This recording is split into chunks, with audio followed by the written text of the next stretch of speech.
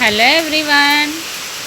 ఈరోజు మార్నింగ్ మాకైతే చాలా పెద్దగా ఉరుములు మెరుపులతో వర్షం పడుతుంది. క్లైమేట్ అంతా చాలా కూల్గా ఉంది. మీ క్లైమేట్ ఎలాగుంది? మీకు కూడా ఇలాగే వర్షం పడుతుందా? అయితే రండి, కామెంట్ బాక్స్లో కామెంట్ చేయండి.